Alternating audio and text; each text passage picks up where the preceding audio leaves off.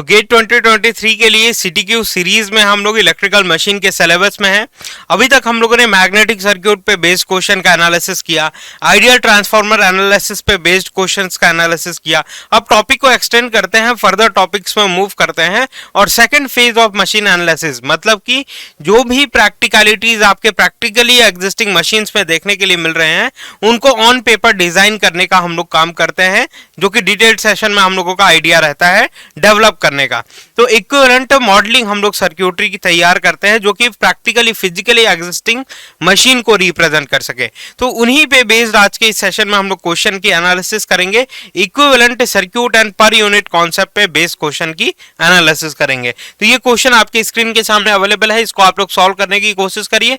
बहुत easy question है, ground level question है, इसका इजीली आप सॉल्यूशन तक पहुंच सकते हैं। फिर हम लोग इसके सॉल्यूशन के बारे में डिस्कशन करते हैं। आशा करते हैं आपने ट्राई किया होगा और आप सॉल्यूशन तक पहुंच चुके होंगे, लेकिन इसकी अंडरस्टैंडिंग हम लोग डेवलप करने की कोशिश करते हैं। अब voltage V is equal to 400 sin 314.16 T is applied to a single phase transformer on no load. If the no load current of the transformer is this, then magnetization branch impedance will be approximately। तो यहां पे हम लोग जो है circuitry को no load में analysis कर रहे हैं। कैसे है सर्किटरी? नो लोड के कंडीशन में हम लोग एनालिसिस कर रहे हैं। तो नो लोड की कंडीशन में किस तरीके से इक्विवेलेंट सर्किटरी हम लोगों को देखने के लिए मिलती है? यहां से हम लोगों ने सप्लाई दिया, यहां से सप्लाई दिया, ये शंट ब्रांच पैरामीटर्स हम लोगों को R0 एंड X0 देखने के लिए मिलता है इक्विवेलेंट सर्किट में, जो कि R0 क्या रिप्रेजेंट कर रहा है? किसी भी पार्ट वाइंड, सपोज करिए कि आपकी प्रैक्टिकली एग्जिस्टिंग ट्रांसफार्मर है, आपके जो लोकल स्ट्रीट्स में देखने के लिए मिलता है, एक डिस्ट्रीब्यूशन ट्रांसफार्मर है, उसकी मॉडलिंग हम लोगों ने तैयार की हुई है। तो उसमें R0 क्या रिप्रेजेंट कर रहा है? क्या ये R0 और X0 किसी भी वाइंडिंग के रेजिस्टेंसेस रिएक्टेंसेस है कि ट्रांसफार्मर के किसी पार्ट के रेजिस्टेंसेस रिएक्टेंसेस हैं क्या? ये बिल्कुल भी ऐसा नहीं है। R0 और X0 एक फिक्टिशियस ब्रांच है, इमेजिनरी ब्रांच है, हमारा इमेजिनेशन है, क्योंकि I0 को हम लोग दो पार्ट में डिवाइड करते हैं, दो कंपोनेंट में कैटेगराइज करते हैं कि I0 के दो कंपोनेंट देखने के लिए मिलते हैं, एक IC और एक IMU देखने के लिए मिलता है। कि सपोज करिए यहां से अगर हम लोगों ने सोर्स सप्लाई किया, वोल्टेजेस प्रोवाइड किया, तो some kind of no load current हम लोगों को देखने के लिए मिलेगा। और ये प्राइमरी इंडक्टेंस, म्यूचुअल कपलिंग का जो इंडक्टेंस है सेकेंडरी साइड की सर्किटरी में रिप्रेजेंट नहीं कर रहा हूं, क्योंकि नो लोड के कंडीशन में हम लोग बात कर रहे हैं।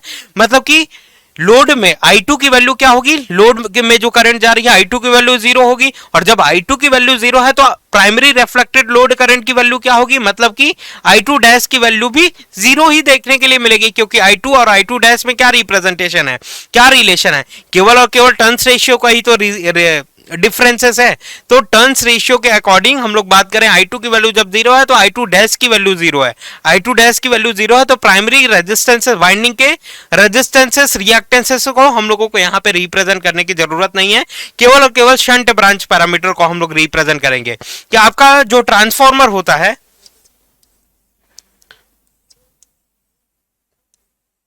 प्राइमरी वाइंडिंग यहाँ पे ट्रांसफार्मर में अवेलेबल है, यहां पे सेकेंडरी वाइंडिंग देखने के लिए मिल रही है। अब यहां से अगर हम लोग एनर्जाइज करते हैं, ट्रांसफार्मर आपका नो लोड कंडीशन में देखने के लिए मिल रहा है कि सेकेंडरी साइड में किसी भी तरीके का कोई लोड नहीं कनेक्ट किया हुआ है। प्राइमरी साइड में अगर हम लोग वोल्टेज सप्लाई करते हैं, सर्किटरी क्लोज है, करंट सर्कुलेट करने का काम करेगी, जिसको हम लोग कहेंगे नो लोड करंट। और इसको I0 से क्यों रिप्रेजेंट कर रहे हैं? क्योंकि सेकेंडरी साइड में किसी भी तरीके का कोई लोड कनेक्टेड नहीं है, और इसीलिए हम लोग इसको I0 से रिप्रेजेंट कर रहे हैं, नो लोड करंट का रिप्रेजेंटेशन है I0। अब इस I0 के दो कंपोनेंट देखने के लिए मिलेंगे। ये I0 in primary number of turn से इंटरेक्शन करेगा, यहाँ पे secondary number of turns N2 available है, यहाँ primary number of turns N1 available है। तो ये I0 current in number of turns के साथ इंटरेक्शन करेगा, some kind of magnetomotive force create करेगा, और उस मैग्नेटोमोटिव फोर्स के कारण इस मैग्नेटिक सर्किटरी में फ्लक्स का डेवलपमेंट होगा, ऑपरेटिंग फ्लक्स का फॉर्मेशन होगा। तो ये फ्लक्स हम लोगों को φ0 देखने के लिए मिल रही है। φ0 क्यों रिप्रेजेंट किया? क्योंकि इसका कॉज ऑफ क्रिएशन क्या है? I0 है। I0 के द्वारा प्रोड्यूस्ड फ्लक्स को हम लोग φ0 से रिप्रेजेंटेशन किए। अब ये φ0 अपना पाथ मैग्नेटिक सर्किटरी से होता हुआ कंप्लीट करेगा। ये सारी एनालिसिस हुआ करती थी, इजंट इट? तो किसी भी तरीके का कोई लोड कनेक्टेड नहीं है, कोई लोड कनेक्टेड नहीं है अगर, तो I2 की वैल्यू क्या होगी यहाँ पे? क्या यहाँ पे कोई इंड्यूस्ड वोल्टेजेस देखने के लिए मिलेगा? जब यहाँ पे कोई लोड कनेक्टेड नहीं है तो कोई इंड्यूस्ड वोल्टेजेस देखने के लिए मिलेगा क्या यहाँ पे? मोस्ट ऑफ द स्टूडेंट कहेंगे कि हाँ मिलेगा, नहीं मिलेगा कि यहाँ पे कोई भी लोड नहीं कनेक्टेड है, यहाँ पे कोई इंड्यूस्ड वोल्टेजेस देखने के लिए मिलेगा या फिर नहीं मिलेगा? That is what my question. यहाँ पे कोई इंड्यूस्ड वोल्टेजेस देखने के लिए मिलेगा या फिर नहीं मिलेगा? हाँ डेफिनेटली मिलेगा, क्योंकि Faraday's law of electromagnetic induction कहता है कि कोई भी स्टेशनरी कंडक्टर है वो change in magnetic flux lines का एक्सपीरियंस कर रहा है, कि ये एक stationary electrical conductor change in magnetic flux lines का एक्सपीरियंस कर रहा है, टाइम वेरिंग नेचर के फ्लक्स के साथ इंटरेक्शन कर रहा है, तो automatically that particular part of the conductor में ईएमएफ का इंडक्शन देखने के लिए मिलेगा as per the Faraday's law of electromagnetic induction. तो ये क्या है? ये टाइम वेरिंग नेचर का फ्लक्स है। सोर्स आपका क्या था? टाइम वेरिंग नेचर का था, टाइम वेरिंग नेचर का था। इस टाइम वेरिंग नेचर के वोल्टेजेस के कारण टाइम वेरिंग नेचर का करंट प्रोड्यूस हुआ, टाइम वेरिंग नेचर के करंट के कारण टाइम वेरिंग नेचर का फ्लक्स प्रोड्यूस हुआ। अब ये टाइम वेरिंग नेचर का फ्लक्स अपना पाथ जो है इस मैग्नेटिक सर्क्यूटरी से होता हुआ कंप्लीट कर रहा है। तो यहाँ पे एक इलेक्ट्रिकल स्टेशनरी कंडक्टर है जो कि टाइम वेरिंग नेचर के फ्लक्स के साथ इंटरेक्शन कर रहा है।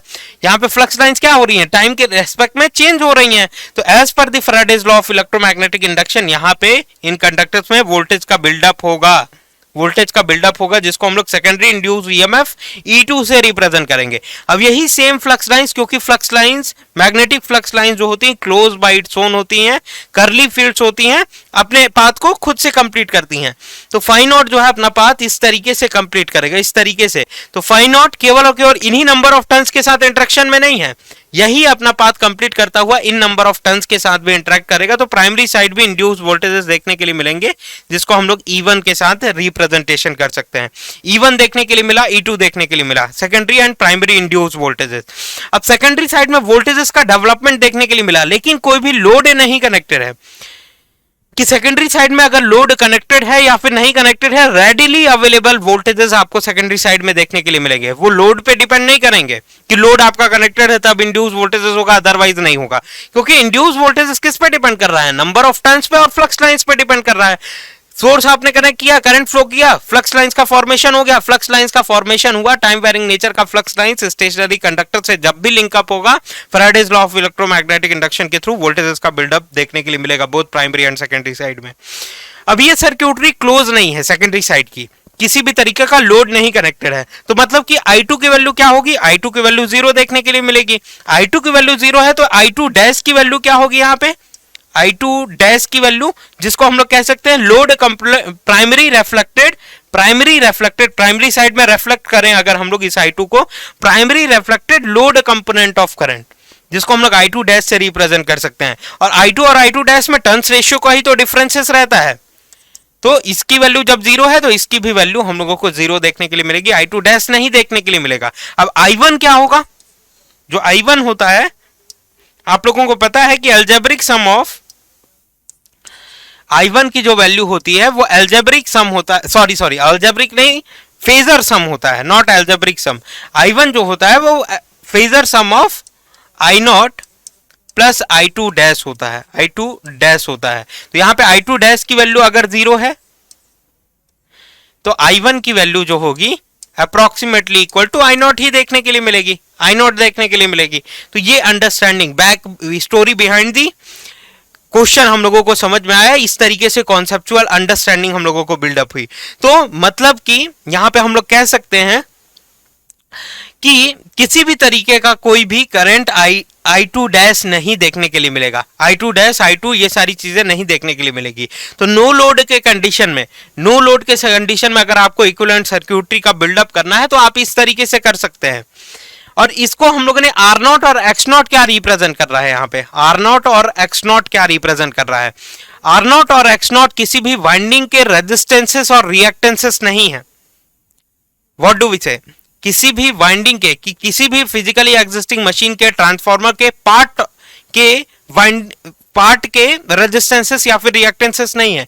ये केवल और केवल हमारा इमेजिनेशन है, इमेजिनेशन है हमारा, कि ये I0 को फर्दर हम लोग डिवाइड करते हैं, दो पार्ट देखने के लिए मिलता है, एक आई डब्ल्यू देखने के लिए मिलता है और एक आई म्यू देखने के लिए मिलता है, जिसको हम लोग कहते हैं what component of current, what component of current या फिर लॉस कंपोनेंट ऑफ करंट। इसका पर्पस होता है कि कोर लॉस जो कि आपके फिजिकली एग्जिस्टिंग मशीन में है रही है उसको ऑन पेपर रिप्रेजेंट किया जा सके, कि कोर लॉस की वैल्यू आपके फिजिकली एग्जिस्टिंग मशीन में अगर चेंज होती है तो यहां पे पैरामीटर के वेरिएशन शो करके इस एग्जैक्ट वैल्यू जो कि प्रैक्टिकल ट्रांसफार्मर में हो रही, फिजिकली एग्जिस्टिंग ट्रांसफार्मर में हो रही है, उसको ऑन पेपर हम लोग रिप्रेजेंट कर सके। Isn't it? एक्स नॉट की वैल्यू मैग्नेटाइजिंग करंट कंपोनेंट को रिप्रेजेंट करता है कि इस ट्रांसफार्मर के कोर में फ्लक्स डेवलपमेंट करने के लिए जो भी करंट का रिक्वायरमेंट हो रहा है वो मैग्नेटाइजिंग करंट। तो आई नॉट के दो component I W and I mu देखने के लिए मिलेंगे। आई डब्ल्यू और आई म्यू को रिप्रेजेंट करने के लिए यहाँ पे आर नॉट और एक्स नॉट के साथ हम लोग रिप्रेजेंटेशन करते हैं, क्योंकि फेजर एनालिसिस में आप लोगों को पता है कि अगर यहाँ पे फ्लक्स लाइन्स है जिसको हम लोग फाई नॉट से रिप्रेजेंट करें और इंड्यूस वोल्टेजेस यहाँ पे सपोज करिए E1 यहाँ पे है, E2 यहाँ पे है, E2 यहाँ पे है, तो I2 यहीं पे देखने के लिए मिलेगा हम लोगों को। ये I2 का रिप्रेजेंटेशन किया हम लोगों ने। I नोट कहां पे देखने के लिए मिलेगा? I नोट कहां पे देखने के लिए मिलेगा? I नोट सपोज करते हैं यहां पे अगर देखने के लिए मिल रहा है तो I2 और ये I2 डैश देखने के लिए मिल रहा है कि सपोज करिए अगर प्राइमरी साइड का वोल्टेज की वैल्यू हाई है तो प्राइमरी साइड के करंट की वैल्यू लोअर देखने के लिए मिलेगी, मतलब I2 डैश आपको यहां पे देखने के लिए मिलेगा। तो इन दोनों का अगर हम लोग फेजर सबमिशन करते हैं तो इन दोनों का फेजर सबमिशन हम लोगों को जाके I1 प्रोड्यूस होगा, ये I1 का रिप्रेजेंटेशन होगा। कुछ इसी तरीके से हम लोग रिप्रेजेंटेशन करते हैं, इजंट इट? तो इस तरीके से हम लोग रिप्रेजेंटेशन करते हैं। तो आई नॉट के दो कंपोनेंट आई डब्ल्यू और आई म्यू देखने के लिए मिलेंगे। इस आई डब्ल्यू और आई म्यू तो देखिए अगर मैं कुछ इस तरीके से रिप्रेजेंटेशन करूं कि आप लोग जब later point of time non linearity वगैरह के बारे में डिस्कशन करते हैं, नॉन लीनियरिटी के बारे में डिस्कशन जब करते हैं आप लोग, जस्ट अ सेकेंड,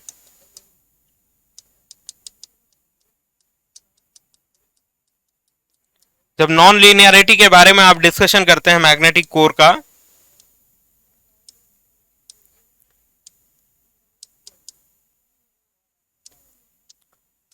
कि आयरन की जो फेरोमैग्नेटिक मटेरियल जो आपने यूज किया हुआ है उसकी प्रॉपर्टी आपको देखने के लिए मिलती है कि ये नॉन लीनियर नेचर की होती हैं, नॉन लीनियर नेचर की होती हैं। तो जिसके कारण ये आई नॉट की वैल्यू इस फाई नॉट के सेम फेज में ना रह के ये सम एंगल से यहां पे देखने के लिए मिलता है। आई नॉट की वैल्यू, आई नॉट की वैल्यू यहां पे देखने के लिए मिलेगी कि ये जो हिस्टेरेटिक एंगल हम लोग कहते हैं इसको जो स्मॉल एंगल ये क्रिएट करती हैं इसको हिस्टेरेटिक एंगल कहते हैं। Because of the non linearity present ये हम लोगों को फॉर्मेशन देखने के लिए मिलता है आई नॉट का। तो आई नॉट यहां पे है। अब इस आई नॉट को सपोज करिए हम लोगों को दो कंपोनेंट में अगर रिजॉल्व कर रहे हैं हम लोग, तो एक कंपोनेंट ये देखने के लिए मिला, दूसरा कंपोनेंट ये देखने के लिए मिला। इसको हम लोग आई डब्ल्यू से रिप्रेजेंट कर सकते हैं, इसको हम लोग आई म्यू से रिप्रेजेंट कर सकते हैं, जो कि फ्लक्स के सेम एक्सिस में देखने के लिए मिल रहा है, सेम फेज में देखने के लिए मिल रहा है, जो कि रिप्रेजेंट कर रहा है कि ये करंट फ्लक्स प्रोड्यूस करने के लिए रेस्पॉन्सिबल है, ये करंट वॉट कंपोनेंट को रिप्रेजेंट करने के लिए रेस्पॉन्सिबल है। क्योंकि पावर, एक्टिव पावर जो होता है P is equal to V I cos phi होता है ना, वी आई कॉस फाई होता है। तो वोल्टेज, ये वोल्टेज है सपोज करिए, ये करंट है, दोनों सेम फेजेस में है, तो जो कि पावर लॉस को रिप्रेजेंट करेंगे, जो कि पावर लॉस को हम लोगों को रिप्रेजेंट करेंगे। ये सारी छोटी छोटी अंडरस्टैंडिंग आपने डिटेल्ड सिलेबस में देखा होगा, यहाँ पे हम लोग ज्यादा डिस्कशन नहीं करते हैं क्योंकि ये सारी अंडरस्टैंडिंग आप लोगों को ऑलरेडी पता है। ये वोल्टेज और करंट दोनों सेम फेज में है, मतलब ये वॉट कंपोनेंट को रिप्रेजेंट कर रहा है। ये क्वाड्रेटर में देखने के लिए मिल रहा है, क्वाड्रेचर में, कि वोल्टेज यहाँ पे है, करंट यहाँ पे है, इन दोनों के बीच का एंगल देखिए, आई म्यू और वोल्टेजेस के बीच का एंगल देखिए 90 डिग्री देखने के लिए मिलेगा। कॉस 90 की वैल्यू क्या होती है? कॉस 90 की वैल्यू अगर आप देखते हैं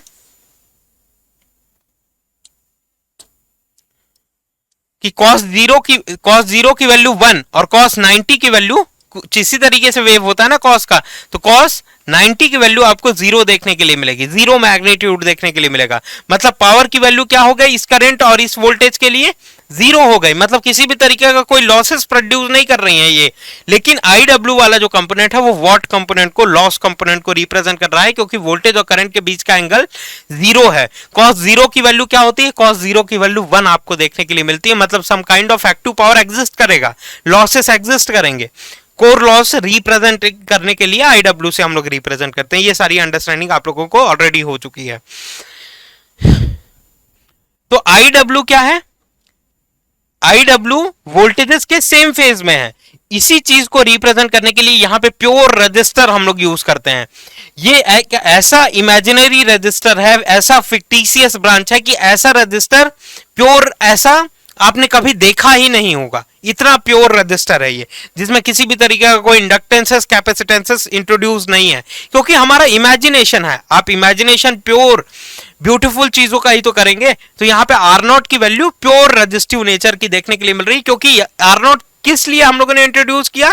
क्योंकि हम लोग रिप्रेजेंट कर सके कि वोल्टेजेस और करंट के बीच में जीरो फेज डिफरेंस देखने के लिए मिल रहा है, दोनों सेम फेजेस में देखने के लिए मिल रहे हैं, जिसको रिप्रेजेंट करने के लिए हम लोग आर नॉट यूज करते हैं। इसीलिए हम लोग इसको फिक्टिशियस ब्रांच कहते हैं, इस आईडब्ल्यू को रिप्रेजेंट करने के लिए। तो आईडब्ल्यू को रिप्रेजेंट करने के लिए आर नॉट हम लोगों ने स्पेसिफाई किया।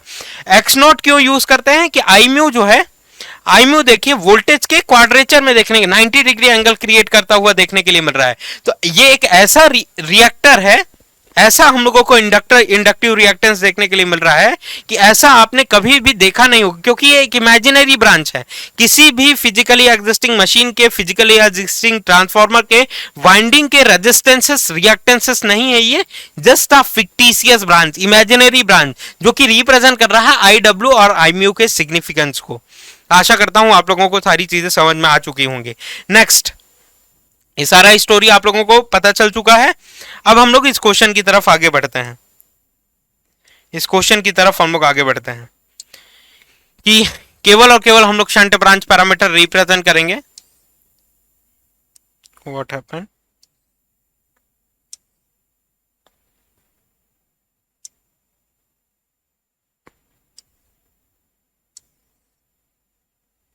Just a second.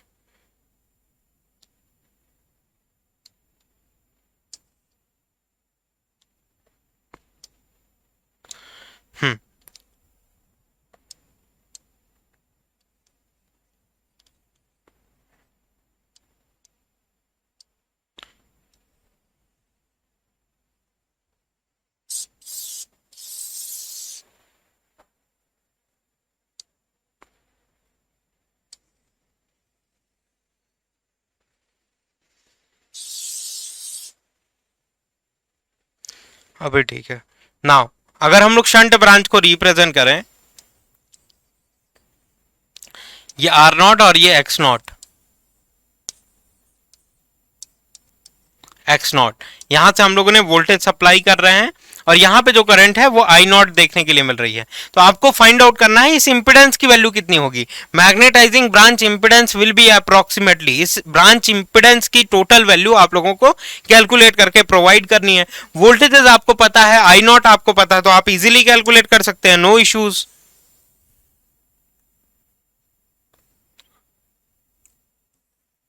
आप इजीली कैलकुलेट कर सकते हैं कि वोल्टेज की वैल्यू आपको स्पेसिफाइड है 400 साइन 314.16 टी, ये आपको मेंशन है। And then current I naught की वैल्यू आपको मेंशन है 2 साइन 314.16 टी माइनस 85 डिग्री, ये आपको मेंशन है। तो वोल्टेज मेंशन है, करंट में देखिए इस इंपिडेंस के अक्रॉस का वोल्टेज मेंशन है, इस इंपिडेंस में जो करंट फ्लो कर रहा है आई नॉट की वैल्यू मेंशन है। तो आप इंपिडेंस की वैल्यू कैसे कैलकुलेट करेंगे? Impedance, shunt branch impedance is equals to V divided by I naught करिए, एज पर the Ohm's law V is equals to I R, है ना। तो इंपिडेंस की वैल्यू इस तरीके से हम लोग कैलकुलेट कर सकते हैं।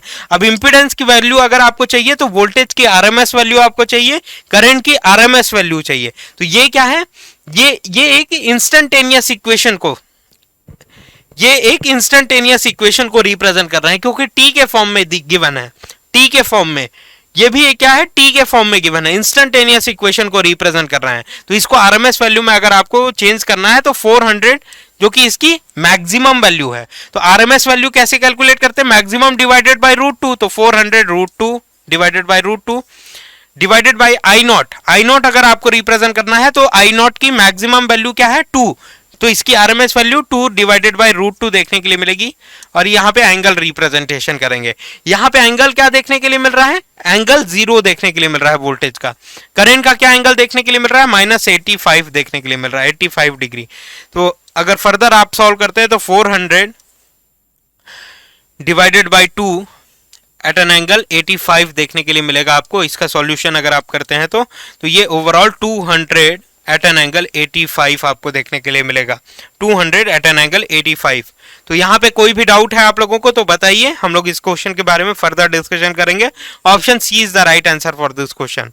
तो आशा करते हैं आप लोगों से सबसे बन गया होगा ये क्वेश्चन, और अगर कोई डिफिकल्टी है तो हम लोग फर्दर डिस्कशन करने के लिए इस क्वेश्चन में तैयार हैं। आप लोग कमेंट बॉक्स में अपने आंसर्स या फिर कोई भी डाउट है तो वो मेंशन करिएगा, हम लोग जो है इस टाइप के क्वेश्चन फर्दर डिस्कशन कर लेंगे, नो इश्यूज। तो यहां तक आप लोगों की अंडरस्टैंडिंग क्लियर हुई होगी, और इसका ऑप्शन हम लोगों को ऑप्शन सी करेक्ट देखने के लिए मिल रहा है। नेक्स्ट क्वेश्चन की तरफ हम लोग मूव करते हैं, आप लोगों ने नोट डाउन कर लिया होगा। नेक्स्ट क्वेश्चन की तरफ मूव करें अगर हम लोग, तो a 10 kVA 400 volt divided by 200 volt single phase transformer with a 10% impedance draws a study short circuit line current of कि इस तरीके से कोई भी ट्रांसफार्मर है।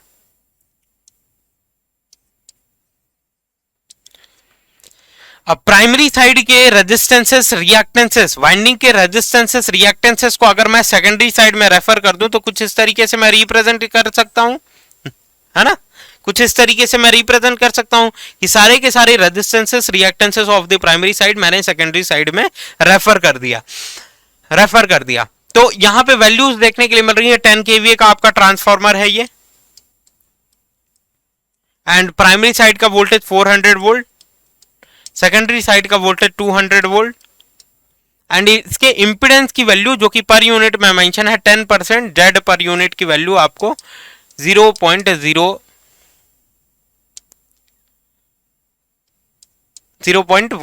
पर यूनिट आपको ये मेंशन है, 0.1 पर यूनिट आपको देखने के लिए मिल रही है, क्योंकि Z इज इक्वल टू 10% हम लोगों को देखने के लिए मिल रहा है।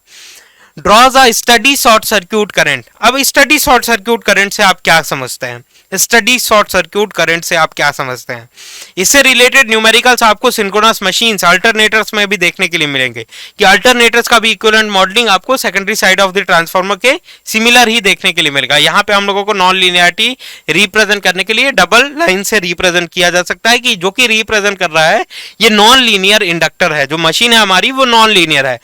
मशीन्स और नेटवर्क थ्योरी के म्यूचुअल कपलिंग सर्क्यूट में क्या डिफरेंसेस है, म्यूचुअल कपल्ड सर्क्यूट में आपको डबल लाइन रिप्रेजेंटेशन नहीं देखने के लिए मिलेगा, क्योंकि network theory is designed for, network theory उन्हीं एलिमेंट्स में पॉसिबल है जो कि लीनियर एलिमेंट्स हो, इजंट इट। लेकिन यहाँ पे नॉन लीनियरिटी प्रेजेंट है, इसीलिए हम लोग मशीन में ट्रांसफार्मर की एनालिसिस सेपरेटली करते हैं। ये बेसिक डिफरेंस आपको पता चला होगा। नाउ अब जेड पर यूनिट की वैल्यू आपको मेंशन है, तो स्टडी शॉर्ट सर्क्यूट करंट हम लोग किसको कहेंगे कि सपोज करिए किसी भी फॉल्ट होने की वजह से यहाँ पे शॉर्ट सर्क्यूटरी प्रोड्यूस हो जा रही है, जिसके कारण फॉल्ट करंट प्रोड्यूस होगा, या फिर यहाँ पे वोल्टेजेस तो अवेलेबल है ना, यहाँ पे हम लोगों ने देखा था चाहे ये नो लोड के कंडीशन में हो चाहे लोडेड कंडीशन में हो, वोल्टेजेस ऑलवेज यहाँ पे रेडिली अवेलेबल वोल्टेजेस प्रोड्यूस होगा। प्राइमरी साइड से आपने एनर्जाइज किया हुआ है ट्रांसफार्मर को, जिसमें प्राइमरी इंड्यूस वोल्टेजेस E1 देखने के लिए मिलेगा, सेकेंडरी इंड्यूस वोल्टेजेस E2 देखने के लिए मिलेगा, और बाय चांस सपोज करिए because of the faulty condition की इन दोनों के बीच में शॉर्ट सर्क्यूट होता है, तो उस पर्टिकुलर कंडीशन में जो करंट फ्लो करेगा इस करंट को हम लोग कहेंगे study short circuit current.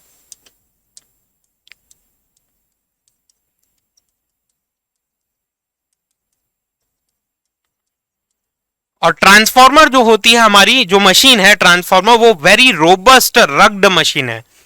Transformer जैसे रोबस्टनेस रग्डनेस आपको किसी भी इलेक्ट्रिकल मशीन में नहीं देखने के लिए मिलेगा, क्योंकि ट्रांसफार्मर एक स्टैटिक इलेक्ट्रिकल डिवाइस है, कोई भी रोटेटिंग पार्ट डायनेमिक पार्ट यहाँ पे देखने के लिए नहीं मिलता है। जबकि आप बात करेंगे इंडक्शन मशीन सिंक्रोनस मशीन, यहाँ पे रोटेटिंग बॉडी इन्वॉल्व है, तो ऑब्वियसली जब रोटेटिंग बॉडी इन्वॉल्व है तो मैकेनिकल स्ट्रेंथ में समवॉट रिडक्शन देखने के लिए मिलेगा ना, मैकेनिकल स्ट्रेंथ में, रोबस्टनेस में, रगनेस में, आपको वहां पे स्ट्रेंथ रिड्यूस होता हुआ दिखेगा, जबकि ट्रांसफार्मर की robustness, ruggedness compare to all other electrical machine high देखने के लिए मिलती है, क्योंकि ये एक स्टैटिक डिवाइस है कि कोई भी रोटेटिंग पार्ट यहाँ पे इन्वॉल्व नहीं है। तो ट्रांसफार्मर में एक रोबस्ट रग्ड मशीन है। ये यहाँ पे हम लोगों को सेफ्टी वगैरह के बारे में ज्यादा कंसीडर करने की जरूरत नहीं होती है ट्रांसफार्मर के केस में, क्योंकि ये ऑलरेडी रोबस्ट रग्ड मशीन है। जबकि हम लोग बात करें अल्टरनेटर्स के बारे में, अल्टरनेटर ह्यूज कैपेसिटी की मशीन होती है। Alternator biggest machine, biggest electrical machine होती है अल्टरनेटर। तो वहां पे हम लोग बात करें करोड़ ऑफ रुपीस का इन्वेस्टमेंट हम लोग किए होते हैं एज अ इलेक्ट्रिकल इंजीनियर। तो करोड़ ऑफ रुपीस का इन्वेस्टमेंट इन्वॉल्व करके मशीन का कंस्ट्रक्शन किया जाता है। तो वहां पे मशीन की परफॉर्मेंस से ज्यादा उसकी सेफ्टी मैटर करती है। परफॉर्मेंस तो ऑप्टिमम होना ही चाहिए, लेकिन उससे ज्यादा सेफ्टी पे हम लोगों को गौर करना पड़ेगा। तो इसी शॉर्ट सर्क्यूट करंट को रिड्यूस करने के लिए, कि ऑब्वियसली ये करंट का जो मैग्नीट्यूड होगा, शॉर्ट सर्क्यूट करंट का मैग्नीट्यूड हाई प्रोड्यूस होगा। इसी हाई करंट अगर फ्लो कर रही है continuously long duration of time के लिए, तो आपकी मशीन के वाइंडिंग वगैरह डैमेजेस हो सकती है। इसी डैमेज को रोकने के लिए हम लोग अल्टरनेटर में देखेंगे कि इंटेंशनली हम लोग कुछ कुछ मशीन्स में इस इंपिडेंस की वैल्यू को इंक्रीज करने की कोशिश करते हैं किसी किसी मशीन्स में, कि हम लोग later point of time interview sessions में भी सारी चीजों के बारे में डिस्कशन करेंगे। लेकिन ट्रांसफार्मर क्या है, एक ऑलरेडी रोबस्ट रग्ड मशीन है। तो यहां पे ऑलरेडी सेफगार्ड रेट रहती है आपकी ट्रांसफार्मर, कि ट्रांसफार्मर में कि सम अमाउंट से ज्यादा करंट अगर फ्लो कर भी रहा है कुछ ड्यूरेशन ऑफ टाइम के लिए, तो ज्यादा आपको हार्म नहीं पहुंचाएगी वो, क्योंकि ट्रांसफार्मर में ऑलरेडी रगनेस देखने के लिए मिलता है। लेकिन अगर अदर इलेक्ट्रिकल मशीन्स में हम लोग बात करें तो compare to transformer robustness, ruggedness कम देखने के लिए मिलता है, जिसके लिए हम लोगों को सेफ्टी पॉइंट ऑफ व्यू से यहाँ पे इस इंपिडेंस की वैल्यू इंक्रीज करनी पड़ती है। तो ट्रांसफार्मर में ये इस इंपिडेंस की जो वैल्यू होती है compare to all other electrical machine least देखने के लिए मिलती है, लीस्ट इंपिडेंस देखने के लिए मिलती है। और इस इंपिडेंस की वैल्यू अगर हाई हो गई तो वोल्टेज रेगुलेशन आपका हाई हो जाएगा, जो कि एक नेगेटिव इंपैक्ट मशीन के परफॉर्मेंस में क्रिएट करेगा, isn't it? तो इस तरीके से हम लोगों को लिंक अप करके स्टडी करना चाहिए सारी चीजों का। तो इस study short circuit current impedance draws a study short circuit line current, इसी स्टडी शॉर्ट सर्क्यूट करंट की वैल्यू हम लोगों को फाइंड आउट करनी है। और लाइन करंट पूछ रहा है, मतलब कि यहां से कितना करंट आपका ट्रांसफार्मर ड्रॉ कर रहा है। यहां पे शॉर्ट सर्क्यूट हुआ, some kind of current produce होगा। अब इसी का रिफ्लेक्शन अगर हम लोग करें कि प्राइमरी साइड से कितना करंट ड्रॉ हो रहा है, तो वो प्राइमरी साइड का लाइन करंट के बारे में आपसे पूछा हुआ है क्वेश्चन में। तो चलिए इसका सॉल्यूशन हम लोग करने की कोशिश करते हैं। इंपिडेंस की वैल्यू आपको 0.1 पर यूनिट मेंशन है क्वेश्चन में। तो आप सेकेंडरी साइड की I study short circuit current secondary side का आप कैसे फाइंड आउट कर सकते हैं, इसकी पर यूनिट वैल्यू आपको फाइंड आउट करनी है, पर यूनिट वैल्यू नो, क्योंकि इंपिडेंस जो है वो पर यूनिट में मेंशन है। तो आप इस तरीके से पर यूनिट वैल्यू कैलकुलेट कर सकते हैं। तो पर यूनिट वैल्यू अगर करंट की चाहिए आपको, तो वोल्टेज की भी पर यूनिट वैल्यू लेनी पड़ेगी, तो E2 की आपको पर यूनिट वैल्यू लेनी पड़ेगी। इंपिडेंस की भी वैल्यू आपको पर यूनिट में लेनी पड़ेगी, जो कि जेड इक्विवेलेंट। और पर यूनिट में आप लोगों को मालूम है कि प्राइमरी एंड सेकेंडरी साइड के इंपिडेंसेस की वैल्यू सेम होती है। Parameters primary and secondary side के दोनों साइड के पैरामीटर्स सेम देखने के लिए मिलते हैं। तो E2 पर यूनिट की वैल्यू अगर आप निकालते हैं तो E2 पर यूनिट की वैल्यू आपको कितनी देखने के लिए मिलेगी, E2 पर unit is equal to E2 actual value divided by E2 base value, E2 base value, secondary side की बेस वैल्यू। तो E2 एक्चुअल के बारे में बात करें, E2 एक्चुअल के बारे में बात करें, जो कि आपको मेंशन है 200 volt actual value secondary side के इंड्यूस वोल्टेजेस की 200 वोल्ट। अब इसकी बेस वैल्यू अगर आपको चाहिए तो यही तो है सेकेंडरी साइड का बेस, सेकेंडरी साइड का बेस भी वही है। तो सेकेंडरी साइड का बेस मतलब कि ये 1 पर यूनिट आपको देखने के लिए मिल रही है। अब इसकी वैल्यू यहां पे पुट करिए तो I study short circuit current secondary side में पर यूनिट में E2 की वैल्यू आपने पुट किया 1 पर यूनिट, और Z पर यूनिट की वैल्यू आपको कितनी मेंशन है सेकेंडरी साइड में जो कि दोनों साइड में सेम देखने के लिए मिलेगी, 0.1 मेंशन है। तो इसको अगर आप सॉल्व करते हैं तो स्टडी शॉर्ट सर्क्यूट करंट की वैल्यू 10 पर यूनिट देखने के लिए मिलेगी, 10 पर यूनिट देखने के लिए मिलेगी, not PO, it is per unit, PU, 10 per unit देखने के लिए मिलेगी। यहां तक किसी को भी कोई भी डाउट नहीं है। अब मोस्ट ऑफ द स्टूडेंट यहां पे 10 पर यूनिट पिकअप कर देंगे, जो कि आपका आंसर गलत हो जाएगा, क्योंकि यहां पे हम लोगों को सेकेंडरी साइड का नहीं पूछा हुआ है, प्राइमरी साइड लाइन करंट्स के बारे में पूछा हुआ है कि कितना आपका transformer short circuit current draw करेगा सोर्स से। Draws a study short circuit line current of, कितना लाइन करंट ये सोर्स से ड्रॉ करेगा, इसके बारे में पूछा हुआ है। तो हम लोगों को मालूम है कि I2 पर unit is equal to I1 per unit होता है, मतलब पर यूनिट में प्राइमरी साइड और सेकेंडरी साइड के पैरामीटर सेम होते हैं, जिसकी वैल्यू हम लोगों ने यहाँ पे 10 पर यूनिट कैलकुलेट किया हुआ है, 10 पर यूनिट कैलकुलेट किया हुआ है। अब I1 की अगर आपको एक्चुअल वैल्यू चाहिए, एक्चुअल वैल्यू चाहिए, तो हम लोगों को मालूम है कि पर यूनिट जो वैल्यू होती है, per unit is equal to actual divided by base value of current होता है। तो एक्चुअल वैल्यू अगर आपको चाहिए तो per unit multiplied with base करना पड़ेगा, तो per unit multiplied with base value of current करना पड़ेगा, बेस वैल्यू ऑफ करंट आपको करना पड़ेगा। तो पर यूनिट की वैल्यू कितनी है, 10 पर यूनिट। एंड बेस की वैल्यू आप कैसे फाइंड आउट कर सकते हैं, आई बेस की वैल्यू आप कैसे फाइंड आउट कर सकते हैं, कोशिश करिए आई बेस की वैल्यू फाइंड आउट करने के लिए। कौन से साइड में, प्राइमरी साइड में, प्राइमरी साइड की बेस वैल्यू आपको फाइंड आउट करनी है, प्राइमरी साइड की बेस वैल्यू फाइंड आउट करनी है। तो केवीए की वैल्यू कितनी है, टोटल 10 केवीए, जो कि केवीए कैपेसिटी बोथ साइड में, प्राइमरी एंड सेकेंडरी साइड में सेम होती है। प्राइमरी साइड का बेस करंट चाहिए आपको, तो प्राइमरी साइड का वोल्टेज आपको पुट करना पड़ेगा, जो कि 400 वोल्ट, क्योंकि हम लोगों को मालूम है कि S base is equal to V base multiplied with I base होता है। तो आई बेस की वैल्यू आप प्राइमरी साइड का इवेलुएट कर रहे हैं, तो total kVA capacity divided by V base of the primary side अगर आप करते हैं तो आपको मिल जाएगा ये वैल्यू। तो यही वैल्यू को हम लोग यहाँ पे पुटअप कर देते हैं कि 10 केवीए की आपकी केवीए कैपेसिटी थी डिवाइडेड बाय प्राइमरी साइड का जो वोल्टेज था वो 400 था, 0000 कैंसिल आउट हो गया। अब यहाँ से अगर हम लोग इवेलुएट करें तो 4 1 जा 4, 4 2 जा 8 एंड ये 25, तो टोटल 250 एम्पियर्स हम लोगों को देखने के लिए मिल रही है लाइन करंट की वैल्यू। इतना करंट आपका ट्रांसफार्मर सोर्स से ड्रॉ करेगा।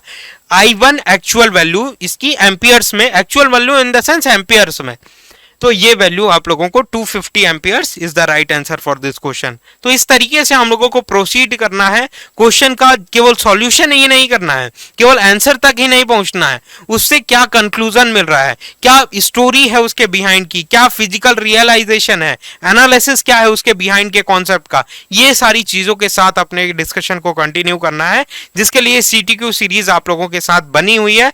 हर सब्जेक्ट का CTQ सीरीज चल रहा है, लाइव अटेंड करने की कोशिश करा करिए और इसमें understanding proper handwritten notes form करिए, जिससे एक प्रॉपर अंडरस्टैंडिंग क्वेश्चंस का हम लोग अंडरस्टैंड कर सकें। तो इस सेशन में हम लोगों ने 2 क्वेश्चंस की एनालिसिस की। नेक्स्ट क्वेश्चन में अगेन, नेक्स्ट सेशन में अगेन ब्यूटीफुल क्वेश्चन के साथ इस CTQ सीरीज में हम लोग अवेलेबल रहेंगे। Thank you very much.